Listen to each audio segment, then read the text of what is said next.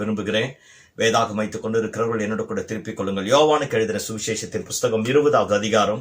யோவானுக்கு எழுதின சுவிசேஷத்தின் புஸ்தகம் 20வது அதிகாரம் நான் வாசிக்கிறேன். 19வது வசனத்திலிருந்து 22வது வசனம் முடிய நான் வாசிக்கிறேன். யோவானுக்கு எழுதின சுவிசேஷத்தின் புஸ்தகம் 20வது அதிகாரம் 19வது வசனத்திலிருந்து 22வது வசனம் முடிய நான் வாசிக்கிறேன். வாரத்தின் முதல் நாளாகி அன்றைய தினம் சாயங்கால வேளையிலே சீஷர்கள் கூடியிருந்த இடத்திலே யூதர்களுக்கு பயந்ததினால் கதவுகள் பூட்டப்பட்டிருக்கையில் இயேசு வந்து நடுவே நின்று, உங்களுக்கு சமாதானம் என்றார். அவர் இப்படி சொல்லி தம்முடைய கைகளையும் விலாவையும் அவர்களுக்கு காண்பித்தார். சீஷர்கள் கர்த்தரை கண்டு சந்தோஷப்பட்டார்கள். இயேசு மறுபடியும் அவர்களை நோக்கி, உங்களுக்கு சமாதானம் உண்டாவதாக, பிதா என்னை அனுப்பினது போல நானும் உங்களை அனுப்புகிறேன் என்று சொல்லி அவர்கள் மேல் ஊதி பரிசுத்த ஆவியை பெற்றுக் கொள்ளுங்கள். எவர்களுடைய பாவங்களை மன்னிக்கிறீர்களோ அவைகள் அவர்களுக்கு மன்னிக்கப்படும். எவர்களுடைய பாவங்களை மன்னியாதிருக்கிறீர்களோ அவைகள் அவர்களுக்கு மன்னிக்கப்படாதிருக்கும் என்றார். ஆண்டவருடைய நல்ல நாமம் இந்த காலை வேளையில மகிமைப்படுவதாக. ஆண்டவராகிய இயேசு கிறிஸ்து தன்னுடைய சீஷர்களை பார்த்து இப்படியாக சொல்லுகிறார்.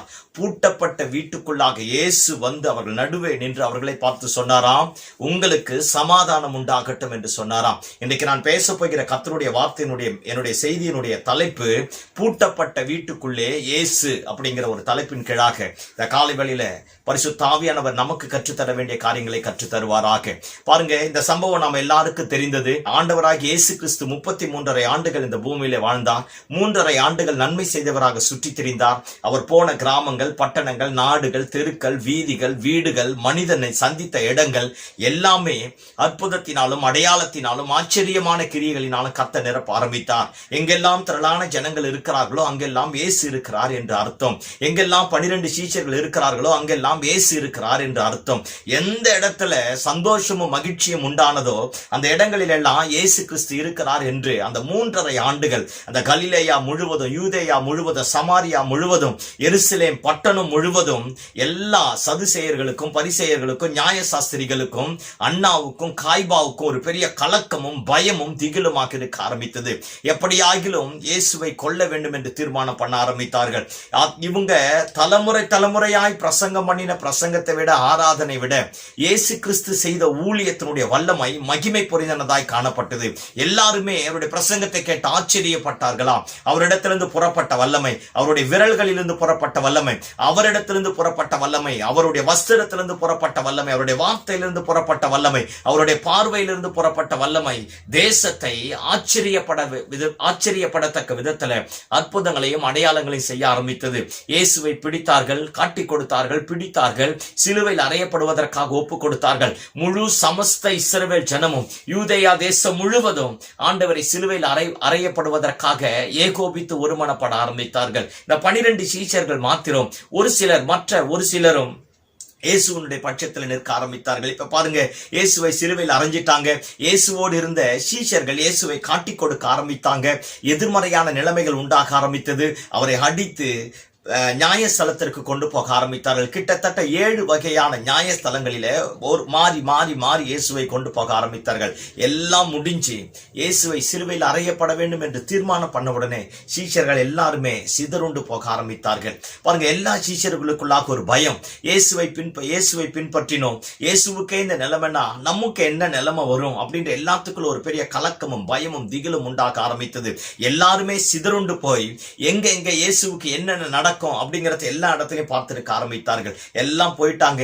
யோவான் மாத்திரம் சிலுவையின் அடிவாரத்துல இயேசுவோடு நிற்க ஆரம்பித்தார். இயேசு தன்னுடைய கடைசி பொறுப்பையும் கொடுத்தார். இயேசு கல்வாரி சிலுவையில ஜீவனை விட ஆரம்பித்தார். அவரை அடக்கம் பண்ணினார்கள். இயேசு கிறிஸ்துனுடைய சகாப்தம் முடிந்தது என்று எல்லா மதவாதிகளும், அண்ணாவும், காய்பாவும், சதுசேயரும், பரிசேயரும் நினைத்தார்கள். இனி அவ்வளவுதான், இவருடைய தகராறு முடிந்தது என்று நினைத்தார்கள். ஆனால் வசனம் சொல்லுகிறது, 3ஆம் நாள் அதிகாலை வேளையில பூமி அதிரத்தக்கதாக, கல்லறைகள் வெடிக்கத்தக்கதாக இயேசு மரணத்தை ஜெயிக்க ஆரம்பித்தார். அப்போஸ்தலர் நடபடிகள் சொல்லுகிறது, மரணம் இயேசுவை கட்டி வைக்க முடியவில்லையா, பாதாளத்தின் வல்லமைகள் இயேசுவை அடக்கி வைக்க முடியவில்லை. அப்பேற்பட்ட இயேசு கிறிஸ்து உயிர்த்தெழ ஆரம்பித்தார். உயிர்த்தெழுந்த உடனே அந்த மரியாளுக்கு தரிசனமாக ஆரம்பித்தார். மரியாள் இடத்துல சொல்லுகிறார், சீஷர்கள் இடத்துல போய் சொல்லு, நான் உயிரோடு வந்துட்டேன் அப்படிங்கிறார். ஆனா இது ஒரு பக்கம் நடந்திருக்க, இயேசு கிறிஸ்துனுடைய சீஷர்களுடைய நிலைமை வேறொரு கோணத்தில் இருக்க ஆரம்பித்தது. பாருங்க, 3 நாள் பயந்திருக்க ஆரம்பித்தான். எப்படியோ அந்த 11 பேர் அங்கங்க கேதர் ஆகி ஒரு இடத்துல கேதர் ஆகிட்டாங்க. கேதர் ஆன உடனே எல்லாத்துக்குள்ள ஒரு பயம், ஊழியம் செஞ்ச இயேசுவுக்கே இந்த நிலைமைனா நமக்கு என்ன வரும் அப்படின்னு நினைச்சு எல்லாரும் பரிசேயர்களுக்கு, சதுசேயர்களுக்கு, அண்ணா காய்பாவுக்கு, அந்த ஊர்ல இருக்கிற ஜனங்களுக்கு பயந்து மறைவிடமான இடங்களிலே போய் தங்கி இருக்க ஆரம்பித்தார்கள். 3 நாள் கழிச்சு எல்லாரும் ஒரு இடத்துல போயிட்டாங்க. பேதுரு சொல்றா, நானும் மீன் பிடிக்க போறேன் அப்படிங்கிறா. எல்லாரும் வாங்க நாமளும் போலாம் அப்படிங்கிறாங்க. இந்த மாதிரி பேசி முடிச்சுட்டே இருக்கிற நேரத்துல இந்த அம்மா வந்து சொல்லுது, இயேசு உயிரோடு எந்திரிச்சிட்டா, அவர் கலிலேயாவுக்கு நீ போய் சொல்லு, நான் அங்க வருவேன்னு சொன்னார் அப்படின்னு சொன்ன உடனே யாருமே நம்பல. அந்த அம்மாவுடைய வார்த்தையை நம்ப அவருடைய இருதயம் மறுத்தது. ஏன்னா சூழ்நிலைகள் எல்லாமே எதிர்மறையாய் மாற ஆரம்பித்தது. இவங்க இப்படியே பேசி பயந்து அந்த 11 பேர் அந்த பூட்டப்பட்ட வீட்டுக்குள்ள இருக்கும் போது அவர்கள் இருக்கிற அதே வீட்டுக்குள்ள இயேசு வந்து அவர்களை பார்த்து சொல்லுகிறார், உங்களுக்கு சமாதானம் என்றார். பாருங்க, இதை சொன்ன மாத்திரத்துல அவங்களால நம்பவும் முடியல, நம்பாம இருக்கவும் முடியல. ஏன்னா உயிர்த்தெழுந்த இயேசு வந்துட்டார். இதுவரைக்கும் உலக சரித்திரத்துல இந்த மாதிரி ஒரு உயிர்த்தெழுந்ததாக சரித்திரமே கிடையாது. உயிர்த்தெழுந்த இயேசு வந்து அவர்கள் நடுவே நின்று சமாதானம் என்று சொல்ல ஆரம்பித்தார். இந்த பூட்டப்பட்ட, பயந்த, கலக்கம் நிறைந்த அதே இடத்துல இயேசுவும் வந்து நிற்க ஆரம்பித்தார். இந்த காலை வேளையில பாருங்க, இந்த கொரோனா வியாதி, கொள்ளை நோய் உலகத்தையே அப்படியே லாக் பண்ணி வச்சிருச்சு. எல்லா போக்குவரத்து துறையும் முடக்கிடுச்சு, எல்லா பிசினஸையும் முடக்க ஆரம்பித்தது, எல்லா பொருளாதார நிலையும் முடக்க ஆரம்பித்தது, எல்லா அரசியல் சாசனங்களும் முடங்கி போக ஆரம்பித்தது. நிறைய நேரத்துல நம்ம வாழ்க்கை, நம்ம குடும்பம், நம்முடைய பிசினஸ், நம்முடைய பிள்ளைகளுடைய படிப்பு, எதிர்காலம், ஊழியங்கள், சபைகள் எல்லாமே முடக்கப்பட்டிருக்கு. நாமளும் இந்த நாட்களிலே ஒரு பூட்டப்பட்ட இடத்துக்குள்ளதான் இருக்கிறோம். அன்னைக்கு சீஷர்களுடைய நிலைமையை குறித்து இப்ப நான் பேசிட்டு வரேன். சீஷர்கள் மட்டும் மீண்டுமா இயேசு உயிரோடு எந்திரிச்சு வந்தாலும் திரும்பவும் அந்த இடத்துல போனா என்ன நடக்கும்? அவங்களுக்கு ஒரு பயம். மீண்டும் இயேசுவை நிர்வாணமா மாற்றினது போல நம்மையும் மாற்றிடுவாங்க, இனி ஊழியம் செய்ய முடியாது. ஏன்னா இவங்க எல்லாருமே படிப்பறிவு இல்லாதவங்க, அவங்க எல்லாருமே படித்தவர்கள். இவர்களுக்கு வேதத்தை குறித்து நல்ல ஒரு தெளிவான அறிவு கிடையாது. அவர்கள் வேதத்தை குறித்து நன்றாக அறிந்திருந்தவர்கள் எல்லாமே இவர்கள் கலிலேயர்கள். இவருடைய பேச்சு எல்லாமே, நம்ம சாதாரணமா பேசுறேன், மெட்ராஸ்கார மாதிரி பேசுறேன், அந்த மாதிரி இவங்களுடைய பேச்சு எல்லாமே கலிலேயர்களுடைய பேச்சு. சர்வ சாதாரணமா கொச்ச தமிழ்ல பேசுற மாதிரி சாதாரணமான எபிரேய மொழியில பேச ஆரம்பிப்பாங்க. அவர்களுடைய பேச்சு, எதுகை மோனை, செய்கைகள் எல்லாமே நல்ல ஐஃபையா பாருங்க, நல்ல பிலாசபி தெரிஞ்சவங்க பேசுற மாதிரி அவங்க பேச ஆரம்பிப்பாங்க. இவங்களுக்கு அப்படி பேச தெரியாது. ஆனா இது எல்லாம், இத்தனை காரியங்கள் எதிர்மறையா இருந்தோம், ஒரு பயமும் கலக்கமும் திகிலும், இனி ஊழியமா வேண்டாமா, குடும்பமா வேண்டாமா, பிரசங்கமா வேண்டாமா, இயேசுவுக்கு கீழ்ப்படிவதா அல்லது என்ன பண்றதுன்னு ஒரு கலக்கத்துக்குள்ளாக இருக்கிறாங்க. இது ஒண்ணு ஆச்சுங்களா. ரெண்டாவது, எப்படி இனி குடும்பத்தை நடத்துவது? பிசினஸை விட்டுட்டோம், மீன் பிடிக்கிற வேலையை விட்டுட்டோம், மனைவிங்களுக்கு என்ன பதில் சொல்ல, பிள்ளைங்களுக்கு என்ன பதில் சொல்ல, உறவுகளுக்கு என்ன பதில் சொல்ல? அர்ப்பணிக்கப்பட்ட வாழ்க்கையோடு ஆரம்பித்த நம்முடைய வாழ்க்கை இப்படி அலங்கோலமா மாறிடுச்சு. அடுத்த ஸ்டெப் என்ன? ஒரு பக்கம் குடும்பத்துக்கு என்ன பதில் சொல்றது, உலகம் என்ன பேசும், நம்ம பேசினாலும் ஏத்துக்க மாட்டான், அது ஒரு பக்கம். ரெண்டாவது குடும்பம் ஒரு பக்கம். மூணாவது, ஆண்டவரை மறுதளிச்சிட்டோம், அவரை விட்டுட்டு தூரம் போயிட்டோம், தப்பு பண்ணிட்டோம், இனி அவர் நம்மளை ஏத்துப்பாரா? இனி நம்ம பக்கத்துல அவர் வருவாரா? ஒருவேளை துணிகரமா தப்பு பண்ணிட்டோம், துணிஞ்சு ஓடிட்டோம், நமக்கு எதுவுமே நடக்கல, ஆனாலும் அவரை மறுதளிச்சுட்டு ஓடிட்டோம். இந்த பக்கம் குற்ற உணர்வு. உலகம் ஒரு பக்கம், மதவாதிகள் ஒரு பக்கம், குடும்பம் ஒரு பக்கம், பாருங்க தங்களுடைய மனசாட்சியை குத்தக்கூடிய நிலைமை ஒரு பக்கம். இவைகள் எல்லாம் அறிந்து என்ன செய்யறதுனே தெரியாம வாழ்வா சாவா அப்படிங்கிற நிலைமையில பூட்டப்பட்ட அறைக்குள்ள உட்கார்ந்து என்ன தீர்மானம் எடுப்பது என்று தெரியாமல் குழம்பி போய், முடங்கி போய், சூன்யமாக மாற்றப்பட்டு, அவர்களுடைய இருதயமும் சிந்தனைகளும் அந்தகாரப்பட்டு எல்லாம் அமைதியா இருக்கிற நேரத்துல உயிர்த்தெழுந்த இயேசு அவர்களை தேடி வந்து அவர்கள் பூட்டப்பட்ட வீட்டுக்குள்ள இயேசு உள்ளே வந்து சொல்றார், உங்களுக்கு சமாதானம் உண்டாகட்டும். இந்த நல்ல காலை வேளையில எனக்கு அன்பான தேவ பிள்ளைகளே, ஒருவேளை வியாபாரம் முடக்கப்பட்டிருக்கலாம், பிள்ளைகளுடைய வாழ்க்கை கெட்டு போயிருக்கலாம், பிசினஸ் முடக்கப்பட்டிருக்கலாம், ரொம்ப கடங்காரனா மாறிட்டேன் பாஸ்டர், வேலை இல்ல பாஸ்டர், குடும்பத்தை எப்படி நடத்த போறேன்னு தெரியல, என்ன செய்ய போறேன்னு தெரியல, எல்லாமே முடிஞ்சு போச்சு, எல்லா பக்கமும் சூழ்நிலைகள் எனக்கு எதிராக மாறிடுச்சு, நானும் ஏதோ ஒரு இடத்துல அடைக்கப்பட்டிருக்கிறேன், எங்கேயாச்சும் ஓடி போயிடலாமா? அல்லது இன்னைக்கு இன்றைய நிலைமையில பாருங்க சூசைட் பண்ணிக்கிறவங்க நிறைய பேர். ஏன்? எல்லாமே அடைக்கப்பட்டுடுச்சு, ஃபேஸ் பண்ண முடியல, உலகத்தை, சமுதாயத்தை ஃபேஸ் பண்ண முடியல, பண்ணின பொருத்தனைகளை ஃபேஸ் பண்ண முடியல, நடந்த வாழ்க்கையை ஃபேஸ் பண்ண முடியல, என்னென்ன கமிட்மெண்ட் பண்ணமோ அந்த கமிட்மெண்ட்டை ஃபேஸ் பண்ண முடியல.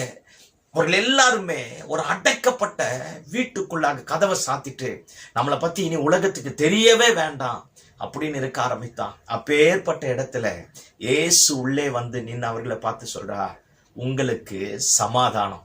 இந்த காலை வேளையில குடும்பமா இருக்கலாம், வியாபாரமாக இருக்கலாம், பிள்ளைகளுடைய வாழ்க்கையா இருக்கலாம், சூழ்நிலைகள் எதிராக இருக்கலாம், வேலை இல்லாத நிலைமையாக இருக்கலாம். எல்லாருக்கும் முன்னாடி இப்படி வாழ்ந்துட்டேன் மாஸ்டர், இனி இந்த ஊழியம் பண்ண முடியாது, இனி இந்த சபை நடத்த முடியாது, இனி குடும்பத்தை பண்ண முடியாது, இனி வியாபாரத்தை பண்ண முடியாது, இனி பிள்ளைகள் அந்த மாதிரி ஸ்கூல்ல படிக்க வைக்க முடியாது, இனி என்னுடைய நிலைமை வேற மாதிரி போயிடுச்சு, இனி வீடு கட்ட முடியாது. ஏதோ ஒரு விதத்துல எல்லாமே எதிர்மறையாய் மாறி போய் நீங்களும் கூட குழம்பி போய் அடைக்கப்பட்ட வீட்டுக்குள்ள அமர்ந்து கொண்டிருக்கலாம். நீங்க இருக்கிற, நான் இருக்கிற அதே இடத்துல உயிர்த்தெழுந்த வானத்திலேயும் பூமியிலேயும் சகல அதிகாரமும் உடைய சத்தியமுள்ள தேவ குமாரனாக இயேசு கிறிஸ்து நீங்களும் நானும் இருக்கிற அதே இடத்துல நம்ம பக்கத்துல வந்து இந்த காலை வேளையில நம்மை பார்த்து சொல்றார், பயந்துட்டேப்பா, கடந்த 6 மாசத்துல நடந்த சூழ்நிலைகள், எதிர்மறையான நிலைமைகள் எல்லாமே உன் வாழ்க்கையை முடக்கி போட்டுடுச்சு நினைச்சியோ, இனி எழும்ப முடியாது நினைச்சியோ, ஊழியம் செய்ய முடியாது நினைச்சியோ, வாழ முடியாது நினைச்சியோ, குடும்பத்தை காப்பாற்ற முடியாது நினைச்சியோ, இந்த பொல்லாத பலவீனத்தினுடைய வல்லமை நாளுக்கு நாள் வீரியம் பெருசா மாறி போச்சு,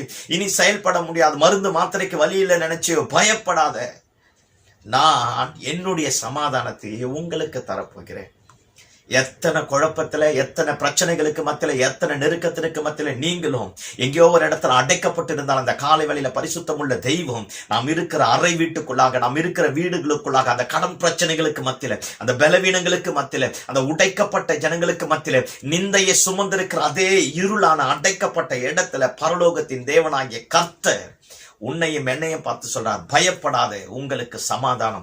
பாருங்க, மனுஷன் கொடுக்கிற சமாதானம் படி கிடையாது, இவர் வானத்தையும் பூமியும் உண்டாக்கின கர்த்தர், அவருடைய சமாதானத்தை நமக்கு தரக்கூடிய ஆண்டவராக இருக்கிறார். அவர் தான் நம்மை பார்த்து சொல்றார், பயப்படாத. சமாதானம் அப்படின்னா என்ன? நீ எந்த இடத்துல தோற்று போனே அந்த இடத்துல ஜீவன் உண்டாக போகிறது. நீ எந்த இடத்துல வாழ முடியாது நினைச்சு அந்த இடத்துல நான் வாழ வைக்க போறேன். எந்த இடத்துல குடும்பம் நடத்த முடியாது நினைச்சு அந்த இடத்துல நடத்த பண்ண போறேன். எந்த இடத்துல இனி பிழைக்க முடியாது நினைச்சு அந்த இடத்துல நான் பிழைப்புட்டு போறேன். நான் உன் பக்கத்துல வந்து உன்னோடு இருந்து உன்னை கொண்டு செய்ய வேண்டிய காரியம் பெருசா இருக்கும். பயப்படாத, உங்களுக்கு சமாதானம். நான் நல்ல காலை வேளையில என்னுடைய சத்தத்தை எந்த இடத்துல நின்று கேட்டுக்கொண்டிருந்தாலும், எனக்கு அன்பான தேவ பிள்ளையை, தகப்பனை இழந்து, தாயை இழந்து, பிள்ளைகளை இழந்து, சூழ்நிலைகள் எதிராய் மாறி போய் எல்லாமே முடங்கி போய், அவ்வளவுதான் பாஸ்டர், முடிஞ்சு போச்சு, இனி எழும்ப முடியாது, இனி நிற்க முடியாது, இனி சாதிக்க முடியாது, இனி சாட்சியாய் வாழ முடியாது, ஏதோ ஒரு தப்பு பண்ணி, ஏதோ ஒரு பாவம் பண்ணி, எங்கேயோ ஒரு இடத்துல விழுந்து போய் எல்லாமே முடிஞ்சு போச்சுன்னு சொல்லலாம். நம்ம மனசாட்சியை குத்தலாம். எப்படி சர்ச்சில் போய் ஆண்டவர் ஆராதிப்பேன்? எப்படி இனிமேல் எழும்புவேன்? எப்படி இனிமேல் பரிசுத்தமாய் வாழ்வேன்? இல்ல தேவ பிள்ளையே, நீ நானும் பார்க்கிற மாதிரி கர்த்தர் நம்மை பார்க்கக்கூடிய ஆண்டவர் கிடையாது. ஆண்டவர் அவங்க பக்கத்துல வந்து ஒவ்வொருத்தர் மேலேயும் கையை போட்டிருப்பார், ஒவ்வொருத்தரையும் தடவி கொடுத்திருப்பார். தப்பு பண்ணிட்டு நினைச்சியாப்பா, விழுந்து போயிட்ட நினைச்சியாப்பா, நீ பின்வாங்கி போயிட்டதுனால நான் உன்னை திரும்ப தேடி வரமாட்டேன் நினைச்சியோ? இல்லையா, எனக்கு நீ ரொம்ப வேணும், நீ எனக்கு ரொம்ப முக்கியம். உன்னை இழக்க, உன்னை விட்டுவிட, உன்னை இதே நிலைமையில, இருளில, பயத்துல, கலக்கத்துல விட்டு விடக்கூடிய ஆண்டவர் நான் கிடையாது. உன்னை பாதியில விட்டுட்டு போற தெய்வம் கிடையாது. ஒன்ஸ் உன் கையை நான் பிடிச்சிட்டேன்னா, ஒரு முறை நான் அழைச்சிட்டேன்னா, மரண பரியந்தமா நடத்தக்கூடிய ஆண்டவர். அதனால பயப்படாத, உங்களுக்கு சமாதானம். இந்த காலை வேளையில எந்த நிலைமையா இருந்தாலும் ஆண்டவர் நம்மை பார்த்து சொல்லுகிறார், சமாதானம். 3 காரியத்தை சொல்லி என்னுடைய பிரசங்கத்தை முடிக்கலாம் என்று நினைக்கிறேன். 3 காரியத்தை கர்த்தர் அவங்களுக்கு சொன்னார். 1, சமாதானம். 2வது, அவங்கள பார்த்து சொல்றார், வானத்திலேயும் பூமியிலேயும் சகல அதிகாரமும் எனக்கு கொடுக்கப்பட்டிருக்கு. எந்த இடத்துல போய் ஊழியம் செய்ய முடியாது நினைச்சு அதே இடத்துல நான் உனக்காக வாசலை திறக்க போறேன். பாருங்க, உனக்காக தடைகளை உடைக்க போறேன். உன்னை கொண்டுதான் அந்த இடத்துல அற்புதத்தை செய்ய போறேன். 1, சமாதானத்தை கொடுத்தார். 2, அடைக்கப்பட்ட வாசல்களை கர்த்தர் திறக்க ஆரம்பித்தார்.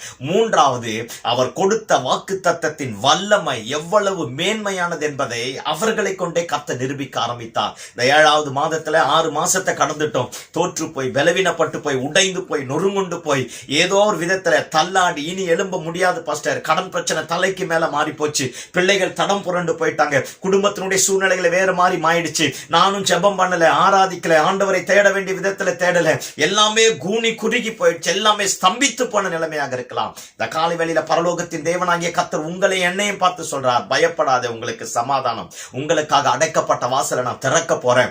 நான் கொடுத்த வாக்கு தத்தத்தையும் தரிசனத்தையும் திட்டங்களையும் உங்களுக்கு நிறைவேற்றி உங்களை கொண்டு போய் உயர்ந்த இடத்துல நிற்க பண்ணுவதற்கு போதுமான ஆண்டவராக இருக்கிறேன். அதே சீஷர்கள் தான் எழும்பினாங்க. அதே சீஷர்கள் தான் மேல் வீட்டாரிலே போய் காத்திருக்க ஆரம்பித்தாங்க. ஆண்டவரை புரிந்து கொள்ள ஆரம்பித்தாங்க. ஆண்டவருடைய உயிர்த்தெழுந்த வல்லமை அறிய ஆரம்பித்தாங்க. அப்போஸ்தலர் இன்னைக்கு என்னுடைய as usual ரெகுலர் ரீடிங் அப்போஸ்தலர் 2வது அதிகாரம். அந்த 2வது அதிகாரத்துல பாருங்க, ஒரு பலத்த காற்று வர ஆரம்பித்ததாம். ஒரு பலத்த அக்கினி பரலோகத்திலிருந்து இறங்கி வர ஆரம்பித்ததாம். அவர்கள் மேல கர்த்தருடைய ஆவியானவர் வந்து இறங்க ஆரம்பித்தார். 3 காரியமும் அந்த இடத்துல நடந்து. ஒண்ணு, பலத்த காற்று. சபையினுடைய ரகசியமே காற்று மட்டும்தான். காற்று எந்த இடத்துல இருந்து வருது, எந்த இடத்துல இருந்து போகுதுன்னு எவனுக்கும் தெரியாது. ஆனா காற்று வீச ஆரம்பித்தா காரியங்கள் மாறும். வேர்த்து போன சரீரம் பாருங்க இலைப்பாற ஆரம்பிக்கும். எந்தெந்த இடத்துல குப்பை கூல இருக்க எல்லாவற்றையும் காற்று அடிச்சிட்டு போக ஆரம்பிச்சிடும். எதிர்மறையா இருக்கிறது எல்லாமே மாற ஆரம்பிக்கும். எங்கிருந்து வருதுன்னு தெரியாது. சபையினுடைய ரகசியமே காற்று தான். ரட்சிக்கப்பட்ட தேவ பிள்ளையே, நீங்களும் நானும் தேவனுடைய ஆலயமா இருக்கிறோம். நமக்குள்ளாக பரிசுத்த ஆவியானவருடைய வல்லமை இறங்கி வர ஆரம்பிக்கும். 1 காற்று, 2வது அக்கினி, 3வது அந்நிய பாஷை. பாருங்க, அக்கினி வந்து தனிப்பட்ட மனுஷனுடைய வாழ்க்கையில ஒரு பெரிய சுத்திகரிப்பை உண்டாக்கும். லாங்குவேஜ். அடுத்தது அந்நிய பாஷை. முதல் ஆதியாகமம் 11வது அதிகாரத்துல எல்லாரும் ஒரே பாஷையில இருந்தாங்களாம். ஒரே பாஷையில இருந்து எல்லாரும் சேர்ந்து தீர்மானம் பண்ணலாம், நாம் ஏகோபித்து ஒரு பெரிய கோபுரத்தை கட்டி நம்முடைய பேர் பிரஸ்தாபத்தை உண்டாக்குவான். ஆனா என்னைக்கு மனுஷனுடைய பேர் பிரஸ்தாபத்திற்காக கோபுரம் கட்ட ஆரம்பித்தார்களோ அன்னைக்கு கர்த்தர் பாஷைகளை தாறுமாறாக்கி போட்டார்.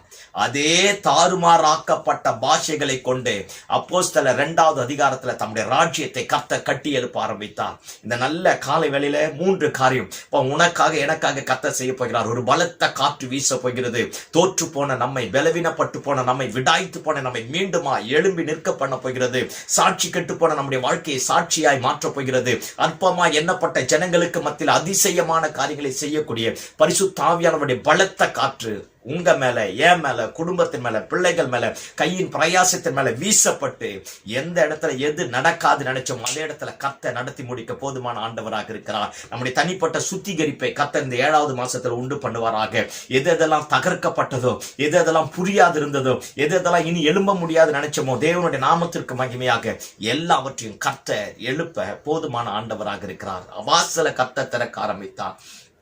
திறந்த உடனே அதே தெருவுதான், அதே எருசலேம் வீதி தான், அதே அண்ணா காய்பா இருக்கிறான், பரிசேயன் இருக்கிறான், சதுசேயன் இருக்கிறான், நியாயசாஸ்திரி இருக்கிறான். ஆனா பேதுரு எந்திரிச்சு பிரசங்கம் பண்ண ஆரம்பித்தார். முதல் பிரசங்கம் 3000 பேர் ரட்சிக்கப்பட்டான். நான் இன்னைக்கு படிச்சேன், என்னுடைய ரெகுலர் ரீடிங் சாதாரணமா படிச்சேன். என்ன பேதுரு பிரசங்கம் பண்ணாலும் நான் படிக்கும் போதெல்லாம் ஒவ்வொரு முறையும், நான் இது வரைக்கும் அப்போஸ்தலர் நடபடிகள் 100கணக்கான முறைக்கு மேல படிச்சுட்டேன். ஒவ்வொரு முறையும் படிக்கும் போது நினைப்பேன், என்ன பிரசங்கம் பண்ணிருக்கிறார்? எழுதப்பட்ட சங்கீத வார்த்தைகளை தான் பேசியிருக்கிறார். அந்த இடத்துல ஒண்ணுமே ஒரு வெளிப்பாடு, ஒரு ஆழம் ஒண்ணும் கிடையாது. ஆனா அந்த பலத்த காற்றினுடைய வல்லமை, அந்த அற்பமான நாவிலிருந்து புறப்பட்ட வார்த்தையை 18 நாட்டில் இருக்கிறவன் ரட்சிக்கப்படுவதற்கு எதுவாக மாற ஆரம்பித்தது. இயேசுவின் நாமத்தினால நான் சொல்றேன், உன் பிசினஸ் எந்த இடத்துல முடக்கப்பட்டதோ அதே இடத்துல கர்த்தர் திறப்பா. உன் பிள்ளைங்க எந்த இடத்துல தோற்று போனார்களோ அதே இடத்துல கர்த்தர் நிற்க பண்ணுவா. எந்த இடத்துல ஏம மாசல் அடைச்சான் அதே இடத்துல திறப்பார். சாதாரணவன், செம்படுவன், அற்பமான லாங்குவேஜ், கலிலேயன், அவன் பேசின பேச்சை கேட்டு 18 நாட்டில் இருக்கிறவன் ரட்சிக்கப்பட்டனா. யார் சொன்னா இனி எழும்ப முடியாதுன்னு? மரணத்தை ஜெயித்த கர்த்தர் உன் குடும்பத்தை கட்டி எழுப்புவார். உன் பிள்ளைகளை கட்டி எழுப்புவார். உன் பிசினஸை கட்டி எழுப்புவார். உன் வியாபாரத்தை கட்டி எழுப்புவார். உனக்கு உண்டான வேலையில கர்த்தர் ப்ரமோஷனை தருவார். பயப்படாத. மனுஷன் 1000 பேசலாம், ஆனா ஆண்டவருக்கு 1001வது வழியும் தெரியும். அவர் திறப்பா. உனக்கான நன்மைகளை இந்த 7வது மாசத்துல கர்த்தர் உண்டாக்குவா. கவலையப்படாத. எந்த இடத்துல தோற்று போனோம் அந்த இடத்துல மீண்டுமா எழும்புவோம் பாறேன்.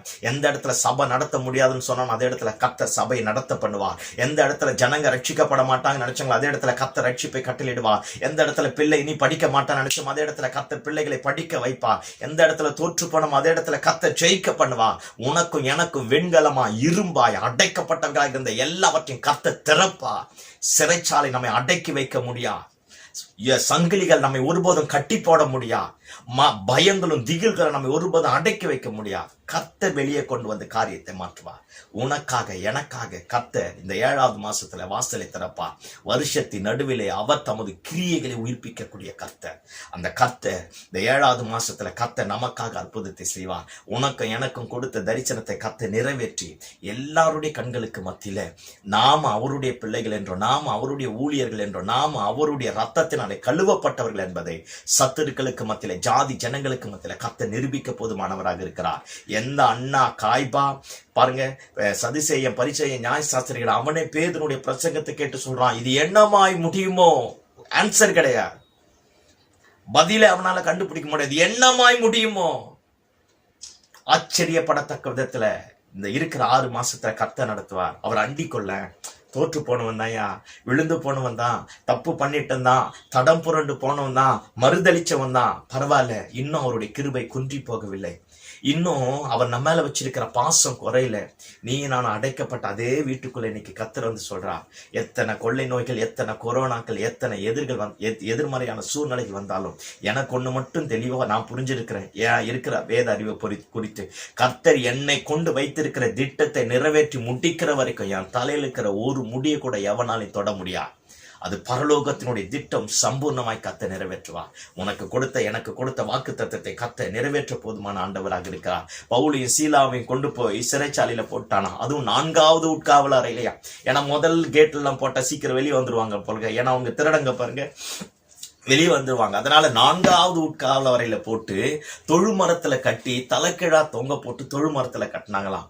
பாருங்க, 4வது உட்காவல் அறை, தொழுமரம், 2 கையும் பின்னாடி கட்டிட்டு குறுக்கு ஒரு கட்டை கட்டிட்டு இருப்பாங்க, காலு 2த்தையும் மரத்துல மாட்டி அப்படியே தொங்க விட்டுட்டு இருப்பாங்க. உடம்பெல்லாம் ரத்த காயம், ரணகாயம். இவங்க நினைச்சிருப்பாங்க ரோமர்கள் அடியெல்லாம் பயங்கரமான அடி. அப்பேற்பட்ட உள்ள கொண்டு படிச்சுட்டான். இருட்டற, ரத்த வெறி பிடிச்ச மிருகங்கள்லாம் உள்ள ஜெயில சுத்துமா, அப்படியே பயங்கரமான இருள். அப்பேற்பட்ட இருட்டறையில எல்லாத்தையும் முடிச்சுட்டான். ஆனா பவுலும் சீலாவும் நடு ராத்திரியில ஜெபித்து ஆராதிக்க ஆரம்பித்தார்களாம். வசனம் சொல்லுது, ஆண்டவர் சிறைச்சாலையின் அஸ்திபாரங்களை அசையபடி செய்து எல்லா சங்கிலிகளும் தருப்புண்டு போக பண்ணி எல்லாருடைய கட்டுகளும் கலண்டு போக ஆரம்பித்ததாம். எனக்கு அன்பான தேவ பிள்ளைகளே, உன்னை கொண்டு என்னை கொண்டு கர்த்தர் செய்ய வேண்டியதை நிர்ணயம் பண்ணிட்டார்னா 4வது உட்காவல் அறையில் என்ன 1000 உட்காவல் அறையில போட்டாலும் உன்னதத்தின் பலன் இறங்கி சங்கிலிகளை தருப்புண்டு போக பண்ணும். நம்ம கட்டு மட்டும் இல்ல, நம்ம கூட இருக்கிற எல்லா கட்டுகளையும் அவிழ்க்க பண்ணும்.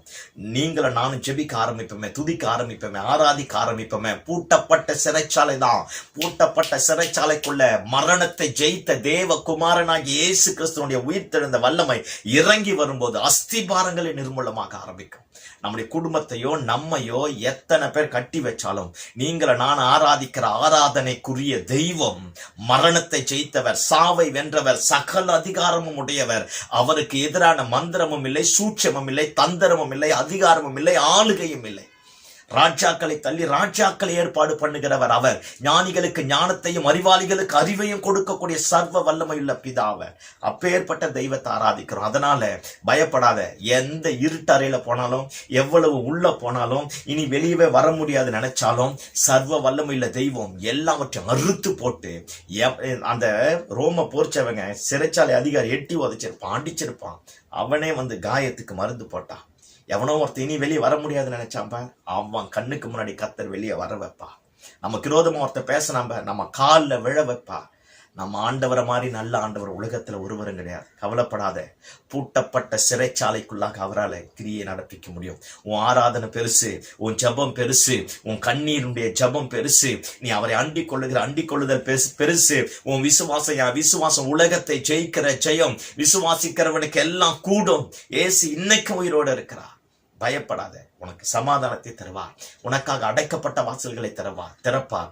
எல்லா எதிர்மறையான நிலைமைகளை மாற்றி போட்டு நமக்கு கொடுத்த வாக்கு தத்தத்தை நிறைவேற்ற போதுமான ஆண்டவராக இருக்கிறார். சிங்ககபில கொண்டு போய் தானியேல போட்டுட்டு பாருங்க, கல்லை மூடிட்டு சீல் வச்சுட்டாங்களாம். வசனம் தானியேல காலையில ராஜா வந்து கேட்கிறான், தானியேலே நீ ஆராதிக்கிற ஆண்டவர் உன்னை தப்பு வச்சாரா? தானியேல் சொல்றான் பாருங்க, ராஜாவே, தேவன் தம்முடைய தூதனை அனுப்பி சிங்கங்களின் வாய்களை கட்டி போட்டார். எவனோ ஒருத்தன் சவால் விட்டுட்டான்ல, எப்படி பொழைச்சிடுற, எப்படி குடும்பம் நடத்திடுற, எப்படி முன்னுக்கு வந்துடுற, எப்படி காரியத்தை மாற்ற போறேன்னு அவன் கண்ணுக்கு முன்னாடி நீ நானும் அந்த இருட்டறையில போவதற்கு முன்னாடி தம்முடைய தூதனை அனுப்பி நமக்கு எதிராக இருக்கிற எல்லாவற்றையும் கட்டி போட்டுட்டு நம்மை நிம்மதியா இருக்க பண்ணக்கூடிய கர்த்தர் உயிரோடு இருக்கிறார். முத்திரைகள் உடையும், சங்கிலிகள் தருப்புண்டு போகும். நீ மட்டும் தனியா இல்லை, உன் கூட உன் கண்ணுக்கு தெரியாத உனக்குரிய தேவ தூதர்களுடைய சேனை கூட்டம் உன்னை பாதுகாப்பதற்காக கர்த்தர் அனுப்புவா. ஆஃபீஸில் ஒர்க் பண்ணுற இடத்துல போட்டியும் போறாமையும் எழும்பி உனக்கு விரோதமாய், உன் குடும்பத்திற்கு விரோதமாய், உன் பக்கத்து வீட்டுக்காரன் அவன் இவன் எழும்பி மந்திரம் பண்ணி சூனியம் பண்ணி அதை பண்ணி இதை பண்ணி எத்தனை பேர் என்ன பண்ணாலும் உன் கூட என் கூட நம்ம முட்டி போட்டு ஜபம் பண்ணுவேன். நம்முடைய ஜபத்தை கேட்கிறவன் எல்லா வல்லமைகளையும் உடைத்து போட போதுமான ஆண்டவராக இருக்கிறார். சிங்க கெபி நம்முடைய வாழ்க்கையினுடைய முடிவு கிடையாது. சிங்க கெபியை விட்டு கர்த்தர் வெளியே கொண்டு வருவார். அக்கினி சூளையில சாத்ராக் மேஷாக் ஆபேத்நேகோவை கொண்டு போய் போட்டுட்டாங்க. சாத்ராக் மேஷாக் ஆபேத்நேகோ எப்படி சொல்றாங்க, நாங்கள் ஆராதிக்கிற எங்கள் தேவன் எங்களை தப்புவிப்பார். அவர் தப்புவித்தாலும் சரி தப்புவிக்காமல் போனாலும் சரி, நீ நிறுத்தின பொற்சலையை நான் வணங்க மாட்டேன். முன்னாடி சீஷர்கள் எல்லாரும் ஆராதிக்க, தேவனை தேட, தேவனை தொழுது கொள்ள, தேவனை பின்பற்ற பயந்து போய் ஓடி ஒளிஞ்சிட்டாங்க. ஆனா இப்ப தைரியமா 3 பேர் நிக்கிறான். பயந்து ஓடி ஒளிஞ்சவனுக்கும் அவர் கூட இருந்தார். விசுவாசத்துல தைரியமா இருந்த சாத்ராக் மேஷாக் ஆபேத்நேகோ கூடவும் அவர் இருக்க ஆரம்பித்தார். கொண்டு போய் நெருப்புல போட்டுட்டான். மேல இருந்து கீழே தள்ளிட்டான். அவன் சொன்னானா, உங்களை என் கைக்கு தப்புவிக்க போகிற தேவன் யார் சொல்றான். அவளை கற்பனை பண்ணி பாருங்களேன். இவங்க 3 பேரை கொண்டு போய் போட்டுட்டான். ராஜா சிங்காசனத்துல உட்கார்ந்து இருக்கிறான். அவங்க கருக்குன ஸ்மெல் வரும் அப்படின்னு அவன் நினைச்சிட்டு இருப்பான். திடீர்னு பார்த்தா 4 பேர் தெரியுது. பக்கத்துல இருக்கிறவன நோண்டி சொல்லியிருப்பான், போட்டது 3 பேர்ல எனக்கு 4 பேர் மாதிரி தெரியுது, உனக்கு என்னன்னு இருப்பான். பக்கத்துல இருக்கிறவன் சொல்லியிருப்பான், ஆமா ராஜா எனக்கு 4 பேர் மாதிரி தான் தெரியுது. அடுத்தவனை கேட்டிருப்பான், எத்தனை பேரையா போட்டோம், என்ன 4 பேர் இருக்கிறான். அவனும் அப்படித்தான் சொல்லியிருப்பான். இதுல ஒருத்தன் விவரமானவன், நம்ம ஜெபத்தை ஆராதனை அறிஞ்சவன் ஒருத்தர் உள்ள நின்றுப்பான். அவன் வந்து சொல்லியிருப்பான், ராஜாவே 4வது சாயல் அவர்கள் ஆராதிக்கிற தேவ குமாரனாகிய இயேசு கிறிஸ்துவனுடைய சாயல்ல சொல்லியிருப்பான். எல்லாம் கவனிங்க பார்ப்போம். எவன் போட்டான் பார், இவனுக்கு அப்படியே ஒண்ணும் இல்லாம போயிடுச்சு. வெளியே வர வச்சான் பாரு, கருகுன ஸ்மெல்லு கூட இல்லையா. நாம் ஆராதிக்கிற ஆண்டவர் அக்கினி சூளையா இருந்தால் என்ன, அடைக்கப்பட்ட சிங்க கபியா இருந்தால் என்ன, நம்ம வைராக்கியம் அறிக்கை பண்றோம். அந்த அறிக்கைய ஒருபோது அவர் அற்பமா எண்ண மாட்டார். எத்தனை முறை புருஷன் கிட்ட, மனைவி கிட்ட, பிள்ளைங்க கிட்ட என் ஆண்டவர் எனக்கு செய்வாரியான்னு சொல்லியிருக்கிறோம். கூட பிறந்த அக்கா தங்கச்சிங்க, ரட்சிக்கப்படாதவங்க கிட்ட, அண்ணன் தம்பிங்க கிட்ட, நம்ம கூட பழகினவங்க கிட்ட, நம்ம ஒர்க் பண்ற இடத்துல எத்தனை முறை சவால் விட்டுருக்கிறோம்.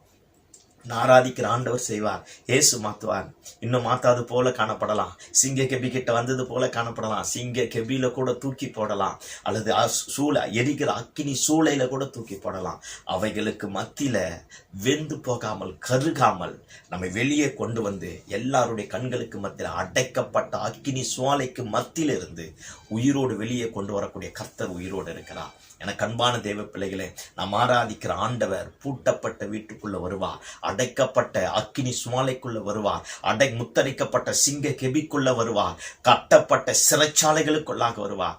எந்த இடமா இருந்தாலும் அவர் வந்து சொல்வார், பயந்துட்டியாப்பா, செத்துருவ நினைச்சாப்பா, இதோடு முடிஞ்சிடுச்சு நினைச்சாப்பா, நான் ஆண்டவரியா, எழுந்துரு அப்படின்ட்டு கையை பிடிச்சி நம்மளை வெளியே கொண்டு வந்து, எவனோ ஒருத்தர் நம்ம அடிச்சாம்ப, நம்மளை வாழ விடாதபடி பண்ணாம்ப, நமக்கு விரோதமா எழுமினாம, அவன் கண்ணுக்கு முன்னாடி நிப்பாட்டி அவனை நம்முடைய காலுக்கு கீழாக கர்த்தர் கொண்டு போக பண்ணுவா. பயப்படாத.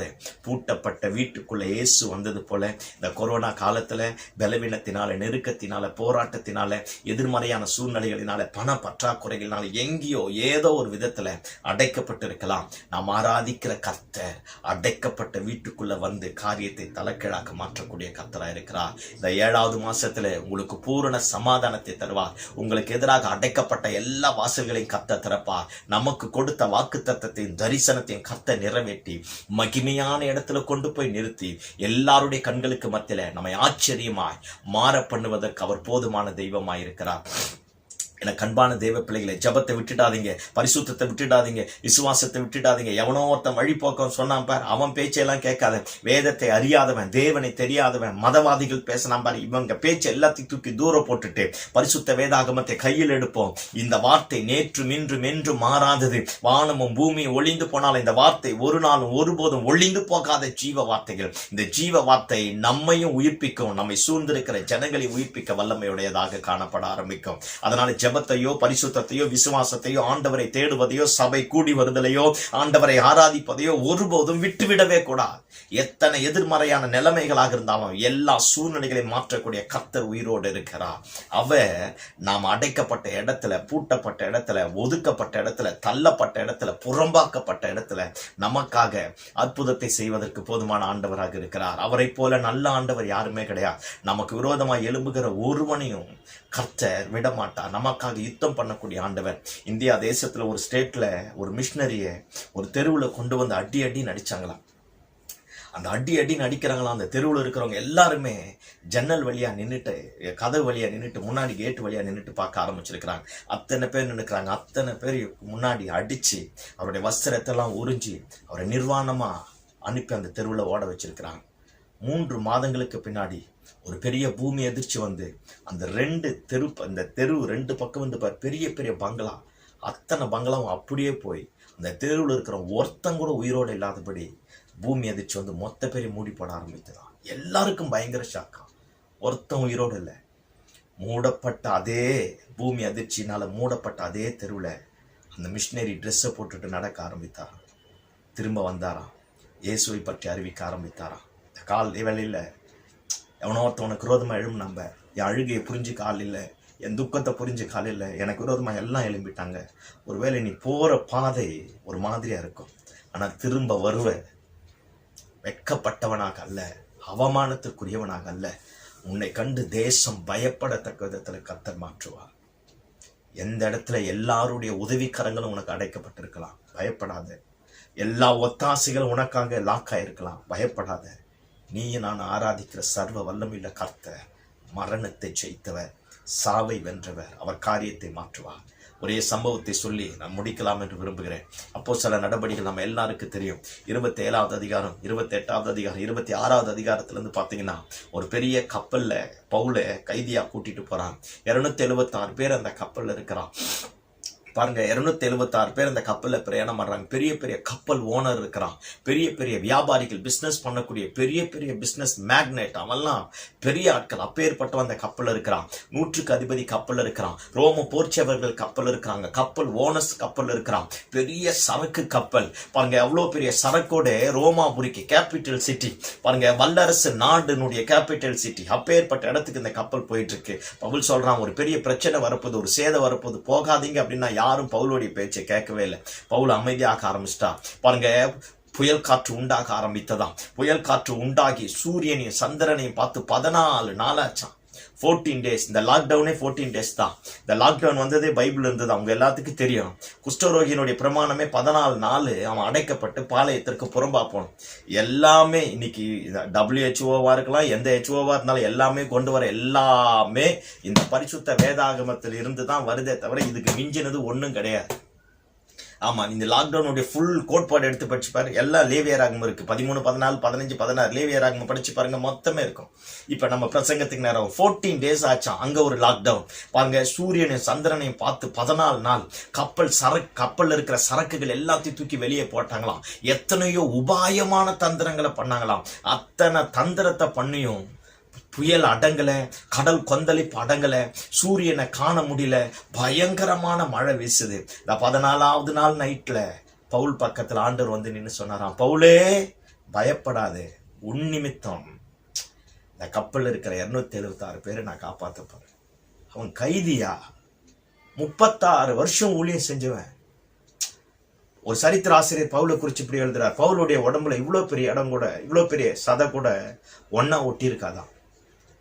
5 முறை இயேசுவ மாதிரி சாட்டை அடி வாங்கியிருக்கிறான், மிலாரினால் அடி வாங்கியிருக்கிறான், கல்லெறிஞ்சு கொல்லப்பட்டிருக்கிறான், கப்பல் சேதம், பிராண சேதம், அது இது எல்லாத்தையும் வாங்கி பார்க்கறதுக்கு ஒரு மாதிரி அக்லியா இருப்பாப்ல. பார்த்தா ஒரு முறை பவுலை பார்த்தா அடுத்த முறை பவுலை பார்க்கவே தோணலாம். அப்ப ஏற்பட்ட பவுல் கிட்ட ஆண்டவன் சொல்றாரு, பயந்துட்டியாப்பா, உனக்கு ஒன்று சொன்னப்ப, உன்னை கொண்டு போய் ராயனுக்கு முன்னாடி நிப்பாட்டுன்னு சொன்னப்ப அதை நான் செய்ய போறேன். உன் நிமித்தமாக இந்த கப்பல் இருக்கிற 276 பேரை நான் காப்பாற்ற போறேன். அவன் பணத்தினாலேயோ, அவன் பேர்னாலேயோ, அவன் கப்பல் ஓனர்ன்றதுனாலயோ, கப்பல் ஓட்டுறான்றதுனாலையும் ஒரு போர்ச்சவகனாலையும் அதிகாரமோ ஆளுகையே கிடையாது. உன் நிமித்தமாக இந்த காலை வேளையில இயேசுவின் நாமத்துல நானும் தீர்க்க தரிசனமா சொல்றேன், அழைக்கப்பட்ட தேவ பிள்ளையே, இயேசு கிறிஸ்துவனுடைய ரத்தத்தினால கழுவப்பட்ட உன் நிமித்தமாக உன் தெருவு காப்பாற்றப்படும், உன் நிமித்தமாக உன் கிராமம் காப்பாற்றப்படும், உன் நிமித்தமாக நீ ஒர்க் பண்ற ஆபீஸ்ல இருக்கிற எல்லா ஸ்டாஃபையும் கர்த்தர் காப்பாற்றுவார். அப்ப நீங்கள நானும் செய்ய வேண்டிய ஒரே ஒரு காரியம், அவரோடு ஒன்றித்து நடக்கணும். ஒன்றித்து நடக்க ஆரம்பிச்சு பாருங்க, காரியத்தை கத்த தலைக்கீழாக மாற்றுவா. இப்ப பவுலை பார்த்து ஆண்டவர் சொல்றார், பவுலே பயப்படாதே, நீ ராயனுக்கு முன்னாடி நிக்க போற. அதனால உன் நிமித்தமாக இந்த கப்பல் இருக்கிற 276 பேரை காப்பாத்தினேன். ஒருவனும் சாக மாட்டான். கப்பல் சேதமே தவிர பிராண சேதம் கிடையாது. அடுத்த நாள் காலையில பவுல் எந்திரிக்கிறான். அத்தனை இருளுக்கு மத்தியில, அத்தனை கொந்தளிப்புக்கு மத்தியில, அத்தனை அலைகளுக்கு மத்தியில, சூரியனையும் சந்திரனையும் பார்த்து 14 நாளாச்சு, எவனும் சாப்பிடல. மரண பயம் எல்லாரும் அப்படியே கவ்வி பிடிச்சிட்டு இருக்கு. இப்ப நம்ம எப்படி கடந்து வந்தோமோ அதே மாதிரிதான் பயங்கரமான மரண பயம் எல்லாரையும் கவ்வி பிடிச்சிட்டு இருக்கு. இப்ப பவுலே எந்திரிச்சு சொல்றான், என்னை ஆட்கொண்டவரும் நான் சேவிக்கிறவருமாகிய கர்த்தர் நேற்றிரவு தரிசனமானார். இது கப்பல் சேதமே தவிர ஒருத்தனுக்கும் பிராணம் சேதம். எவ்வளவு ஒரு அற்புதமான வார்த்தை. இங்கிலீஷ் வேர்டு சூப்பரா இருக்கும். I belongs to him, he belongs to me, there is no more gap between us. நான் அவருக்குரியவன், அவர் எனக்குரியவர், என்னை ஆட்கொண்டவர், நான் சேவிக்கிறவர். எங்க 2 பேத்துக்கு இடையில ஒரே ஒரு நூல் இழை கேப்பு கூட கிடையாது. அவர் நைட்டு வந்து சொன்னார், இது கப்பல் சேதமா, ஒருத்தனும் சாக மாட்டீங்க. எனக்கு அன்பான தேவ பிள்ளையே, சுற்றி எத்தனை கொந்தளிப்பு வரட்டும், எத்தனை அலைகள் வரட்டும், எத்தனை நெருக்கங்கள் வரட்டும், பூட்டப்பட்ட, அடைக்கப்பட்ட, முடக்கப்பட்ட அதே இடத்துல இந்த 7வது மாசத்துல ஆண்டவர் வருவா.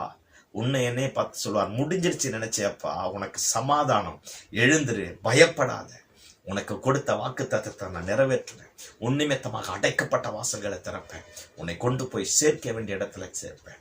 எல்லாரும் தப்பி கரை சேர்ந்தார்களாம், ஒருத்தனும் சாகலையே.